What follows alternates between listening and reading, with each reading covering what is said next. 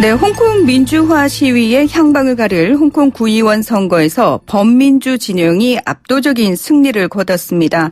이 홍콩 정부를 반대하는 민심이 확인되면서 정부의 입지가 크게 흔들리게 됐고 시위대에는 힘이 실리게 됐습니다.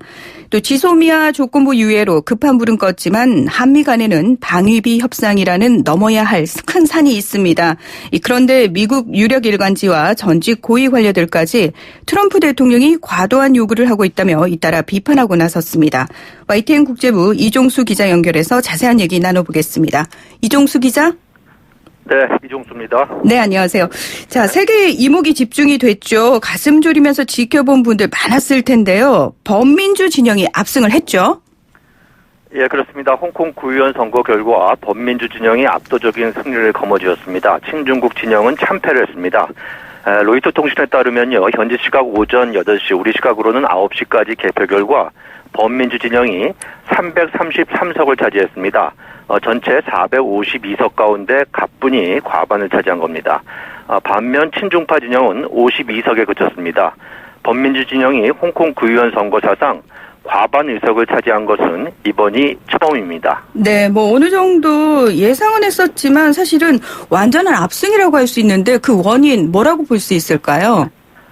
예, 민주화 시위 사태 6개월째지만 좀처럼 해법을 찾지 못하고 있는 홍콩 정부를 심판하려는 젊은 층의 적극적인 선거 참여에서 승인을 찾을 수 있겠습니다. 이런 적극적인 표심을 반영하듯이요, 이번 선거 투표율은 71.2%로 사상 최고치를 기록했습니다. 등록 유권자 413만 명 가운데 294만여 명이 투표장으로 몰려나간 겁니다. 4년 전 구의원 선거 투표율 47%보다 1.5배 이상 높아진 겁니다. 네, 이렇게 된다면 사실 앞으로 이 홍콩 민주화 시위에 힘이 더 실리지 않겠느냐라는 분석도 충분히 가능할 것 같은데 어떤가요? 예, 그렇죠. 민주화 시기 때는 최근에 중국 중앙정부의 단호한 대응 방침에 따라서 홍콩 정부가 강경하게 나오면서 수세에 몰린 상황이었는데요. 민주진영의 압승으로 반전의 계기를 마련했습니다. 홍콩 민주화 열망에 대한 목소리가 더욱 거세지고요. 시위대가 요구하는 행정장관 직선제 등 정치개혁 요구도 활기를 띨 것으로 보입니다. 반면에 홍콩 정부는요, 큰 타격을 입었고요. 캐리람 행정장관의 입지는 크게 좁아지게 됐습니다. 이번 선거는 차기 행정장관 선거의 전초전 의미도 있는데요. 452명의 구의원 가운데 117명이 홍콩 행정장관을 선출하는 1200명의 선거인단에 포함되기 때문입니다. 승자 독식 방식이어서 117명 모두 범민주진영 의원들로 채워지게 됩니다. 네. 네, 여기에다 내년 국회의원에 해당하는 입법회 의원 선거도요, 이번 구의원 선거 결과에 영향을 받을 가능성이 큽니다. 앞으로 홍콩에서 일어날 민주화와 정치개혁 바람, 그리고 그러한 결과에 더욱 관심이 모아지고 있습니다. 네. 자, 이번에는 한미 방위비 문제에 대해서 얘기해 볼까요? 네. 네, 미국 내에서 이 트럼프 대통령의 터무니없는 방위비 인상 요구로 한미 간의 불화가 가중되고 있다라는 지적 계속해서 나오고 있죠. 예, 그렇습니다. 미국 유력 일간지죠. 워싱턴 포스트는 사설을 통해서요, 트럼프 대통령의 불합리한 요구 때문에 한국에서 미국의 영향력이 의심받고 있다고 지적을 했습니다. 그러면서 배은망덕한 국가들이 빚을 다 갚아야 한다는 트럼프 대통령의 관점이 문제라고 진단을 했습니다. 한국이 108억 달러에 달하는 평택 미군 기지 건설 비용의 90%를 부담하는 사실은 트럼프 대통령이 완전히 무시하고 있다, 이렇게 꼬집었습니다. 또 트럼프 대통령이 미국의 동맹이자 민주주의 국가인 한국을 상대로 이런 요구를 하는 순간에도 독재 국가인 북한을 향해선 애원자의 태도를 보이고 있다고 비판을 했습니다.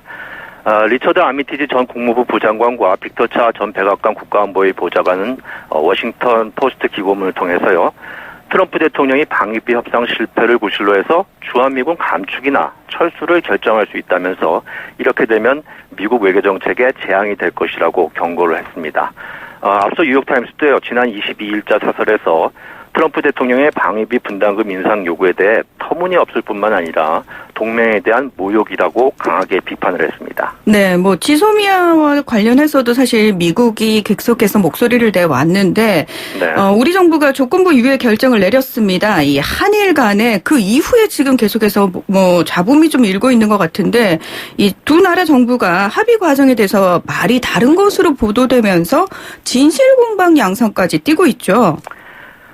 예, 아베 일본 총리가요, 일본은 아무것도 양보하지 않았다. 미국이 상당히 강해서 한국이 포기했다고 말한 것으로 일본 언론이 보도한 것이 발단이 됐습니다. 네네. 청와대 측은 아베 총리를 향해서요, 보도 내용이 사실이라면 지극히 실망스럽다면서 이례적으로 강도 높게 비판을 했고요.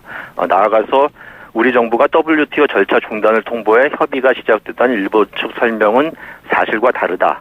또 한국이 수출 관리의 문제점을 인정했다는 일본 측 발표도 왜곡됐다. 그래서 일본에 대해서 항의를 해서 일본 정부가 사과했다고 말을 했습니다. 그런데 일본 당국자는 이조차 부인을 했다고 일본 언론이 전했습니다. 그러면서 일방적인 양보라는 비판을 받을까 국내 여론을 의식해서 나온 설명이라고까지 말한 것으로 일본 언론이 전했습니다. 이처럼요, 합의 과정을 두고도 한일 양국 사이에 진실공방 양상까지 가미된 그런 날선 대립각이 형성되고 있어서 앞으로 협상 과정이 순탄치 않을 것으로 보입니다. 네, 오늘 말씀 고맙습니다. 네, 수고하십시오. 네, 지금까지 YTN 국제부 이종수 기자였습니다.